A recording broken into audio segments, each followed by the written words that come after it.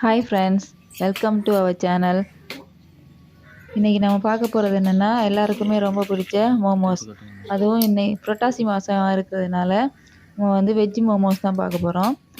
வாங்க வீடியோக்குள்ளே போகலாம். ஒரு கப் மைதா மாவு எடுத்துக்கோங்க.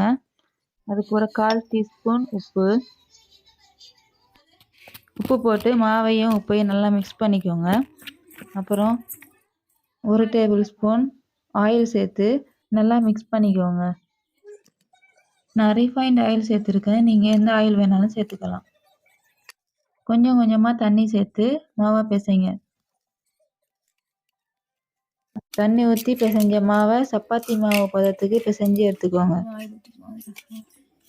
மாவு பிசைகிறப்பவே கையில் ஒட்டாமல் இருக்கிறதுக்கு கொஞ்சம் கொஞ்சமாக ஆயில் சேர்த்து பிசைஞ்சிக்கோங்க. இப்போ பார்த்தீங்கன்னா நமக்கு சப்பாத்தி மாவு பதத்துக்கு வந்துடுச்சு.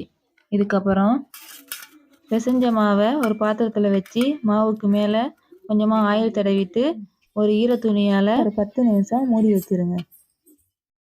மாவு ஊறுற வரைக்கும் நம்ம வந்து இப்போ ஸ்டஃபிங் ரெடி பண்ணிக்கலாம். அதுக்கு என்னென்ன பொருள் தேவைன்னு இப்போ பார்க்கலாம்.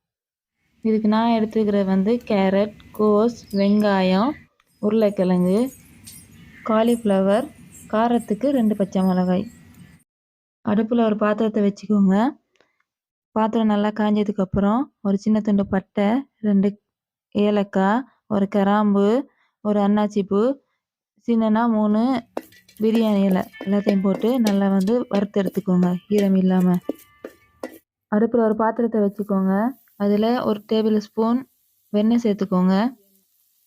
நான் வந்து வெண்ணெய் சேர்த்துருக்கேன். நீங்கள் வந்து ஆயில் சேர்த்துக்கலாம். வெண்ணெய் மெல்ட் ஆகினதுக்கு அப்புறமா கடுகு, உளுத்தம் பருப்பு, கருவேப்பிலை போட்டு தாளிச்சிக்கோங்க. இது கூடவே நறுக்கி வச்சிருக்கிற வெங்காயத்தை போட்டு வதக்கிக்கோங்க. வெங்காயம் நல்லா வதங்கினதுக்கு அப்புறமா நறுக்கி வச்சிருக்கிற இஞ்சி பூண்டையும் சேர்த்து அதையும் நல்லா வதக்கிக்கோங்க. அது ரெண்டும் வதங்கினதுக்கு அப்புறமா நறுக்கி வச்சிருக்கிற காயில் வந்து உருளைக்கிழங்கு சேர்த்துக்கோங்க. ஏன்னா உருளைக்கிழங்கு வேவுறதுக்கு ரொம்ப நேரமாகும். அதுக்கப்புறமா பச்சை மிளகா, அப்புறம் இருக்கிற காய்கறி, மீதி இருக்கிற காய்கறி எல்லாத்தையும் கொஞ்சம் கொஞ்சமாக சேர்த்து வதக்கி விட்டுக்கோங்க. காய்கறி எல்லாத்தையும் சேர்த்ததுக்கு அப்புறமா தேவையான அளவு உப்பு, 1/2 ஸ்பூன் மஞ்சள்தூள் சேர்த்து எல்லாத்தையும் ஒன்றா மிக்ஸ் பண்ணி விட்டுக்கோங்க. காய்கறி எல்லாம் 3/4 வேக்காடு வந்ததுக்கு அப்புறமா நம்ம ஏற்கனவே வறுத்து வச்சுருந்தோம் அந்த மசாலாவெல்லாம் மிக்சியில் அரைச்சாலும் சரி, இல்லை இடித்து போட்டாலும் சரி, எப்படியோ பவுட்ரு பண்ணி அது கூட சேர்த்துக்கோங்க. அரைச்ச பவுடரை நம்ம ரெடி பண்ணி வச்சுருக்கிற ஸ்டஃப்பில் சேர்த்து பச்சை வாசனை போகிற அளவுக்கு மிக்ஸ் பண்ணி வதக்கிக்கோங்க. கடைசியாக நம்ம கட் பண்ணி வச்சுருக்கிற கருவேப்பிலை, புதினா, கொத்தமல்லியை சேர்த்துட்டு மிக்ஸ் பண்ணிவிட்டு அடுப்பு ஆஃப் பண்ணிடுங்க. இப்போ மாவு பிசைஞ்சு வச்சு 10 நிமிஷம் ஆயிடுச்சு. மாவை எடுத்து பார்க்கலாம். மாவு நல்லா சாஃப்டாக இருக்குது. இப்போ மாவை நமக்கு தேவையான அளவு உருண்டைகளாக உருட்டி வச்சுட்டு அப்பளக்கட்டையில் மாவு ஒட்டாமல் இருக்கிறது, அப்பளம் போடும்போது மாவு ஒட்டாமல் இருக்கிறதுக்கு ட்ரை மாவு கொஞ்சம் சேர்த்துட்டு அப்பளம் போட்டுக்கோங்க. இந்த அளவு பெரிய அப்பளமாக போட்டுக்கோங்க. அப்பளத்தில் நம்ம செஞ்ச ஸ்டஃபிங்கை வச்சுட்டு ஒரு தட்டில் வச்சுக்கோங்க. இப்போ நான் செய்கிற மாதிரி சாரீ ஃப்ளிட்ஸ் எடுக்கிற மாதிரி தான் அதை மடித்து விடணும். அதே மாதிரி மடித்து விட்டுக்கோங்க.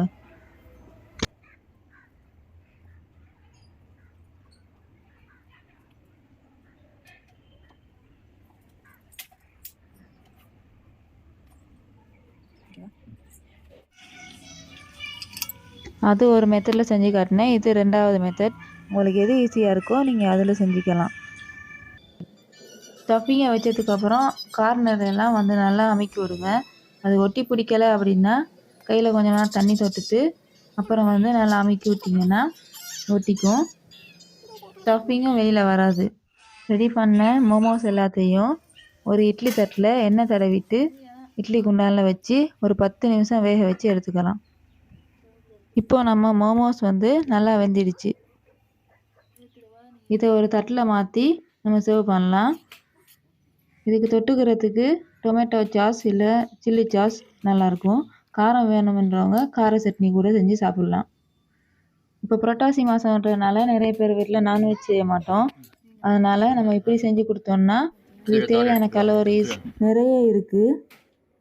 அது மட்டும் இல்லாமல் நிறைய குழந்தைங்க வந்து காய்கறி சாப்பிட மாட்டாங்க. பொரியல் பண்ணி கொடுத்தாலோ சமைச்சு கொடுத்தாலோ சாப்பிட மாட்டாங்க. அதனால் இப்படி செஞ்சு கொடுத்தீங்கன்னா விரும்பி சாப்பிடுவாங்க.